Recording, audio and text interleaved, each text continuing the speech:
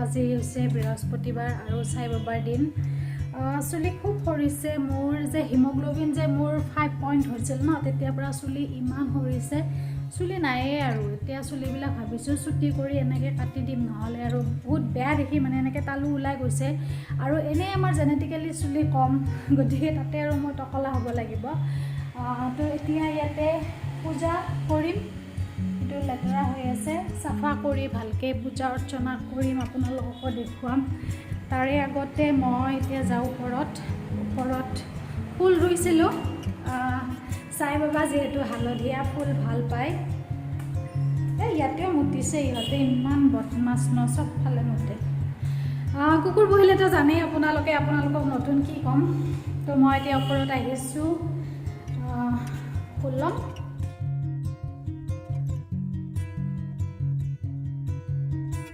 মই যিমান পাৰোঁ মন্দিৰটো পৰিষ্কাৰ পৰিচ্ছন্নকৈ ৰাখিবলৈ যত্ন কৰোঁ আৰু ইয়াতে আপোনালোকে দেখিবলৈ পাইছে সাই বাবা গা পা ধুৱাই ধুনীয়াকৈ পূজা অৰ্চনা কৰিলোঁ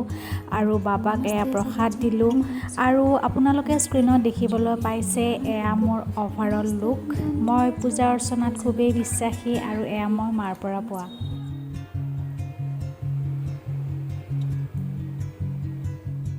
গুড আফটাৰনুন গাইজ আৰু এতিয়া মই গৈ আছোঁ ভৱানীপুৰলৈ তাতে সাই মন্দিৰ এটা আছে তালৈকে গৈ আছোঁ সাই মন্দিৰটো বনোৱা বহুত দিন হোৱা নাই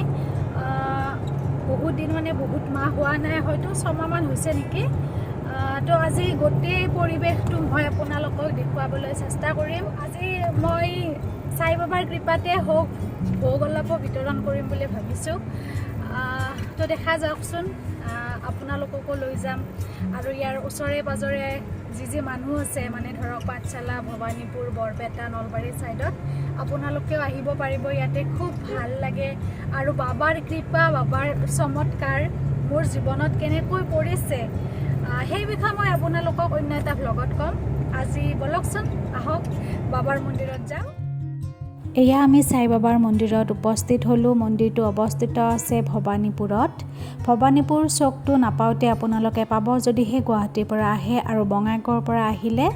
বঙাইগাঁও ছাইডৰ পৰা আহিলে ভৱানীপুৰ চকটো অকণমান পাৰ হৈ আহিব লাগিব প্ৰায় 200 মিটাৰমান আৰু এয়া বাবাৰ ভক্তসকলে বাবাক পূজা অৰ্চনা কৰি আছে আৰু এয়া হৈছে বাবাৰ বিচনা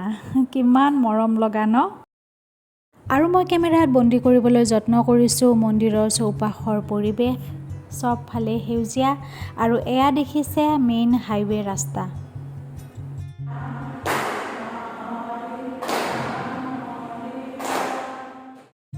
আৰু ইয়াতে মই বাবাৰ কাৰণে চাকি বন্তি জ্বলোৱাত ব্যস্ত চাকি বন্তি জ্বলাবলৈ এটি মন্দিৰ আছে সেই মন্দিৰটোত গৈ আপোনালোকে বাবাৰ কাৰণে চাকি বন্তি ধূপ জ্বলাব পাৰে আৰু আপোনাৰ মনোবাঞ্ছা বাবাৰ আগত ক'ব পাৰে আৰু বাবাই আপোনালোকৰ মনোবাঞ্ছা একদম পূৰণ কৰিব নিশ্চয়কৈ পূৰণ কৰিব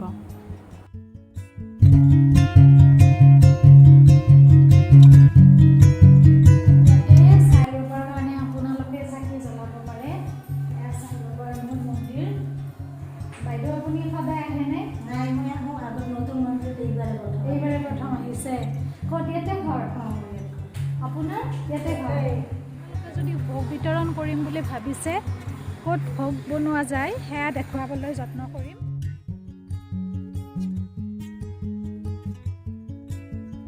আৰু ইয়াতে বাবাৰ কাৰণে ভোজন বনোৱা হয় আৰু ইয়াতে বৰ্তমান পায়স বনাই আছে আৰু গোটেইখিনি কাম এই দাদাজনে কৰে আৰু দুজনমান আছে তেখেতসকলে লাজ কৰিলে কেমেৰা আগত আহিবলৈ সেইকাৰণে মই এয়া দাদাকে দেখুৱালোঁ আৰু এয়া হৈছে টিকলু পূজাৰী তিলক মেনেজাৰৰ নাম্বাৰ মই ডেছক্ৰিপশ্যনত দি দিম মৃদুল বুলি তাক কণ্টেক্ট কৰি ল'লে আপোনালোকে যদি বাবাৰ কাৰণে কিবা ভোগ আগবঢ়াব বিচাৰিছে তেনেহ'লে দিব পাৰে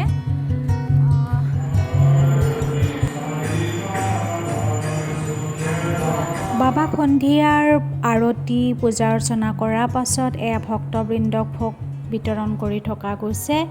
আৰু এনেকৈয়ে আমাৰ দিনটো অতি ভালকৈ পাৰ হৈ গ'ল যদি আপোনালোকে এই মন্দিৰলৈ আহিব বিচাৰিছে তেনেহ'লে নিশ্চয়কৈ আহিব আকৌ ক'লোঁ বহুত ভাল লাগে আৰু ভিডিঅ'টো ভাল পালে লাইক ছাবস্ক্ৰাইব আৰু শ্বেয়াৰ কৰি দিব আকৌ এটি নতুন ভিডিঅ'ত লগ পোৱাৰ কামনাৰে আজিলৈ বিদায় লৈছোঁ লাভ ইউ অল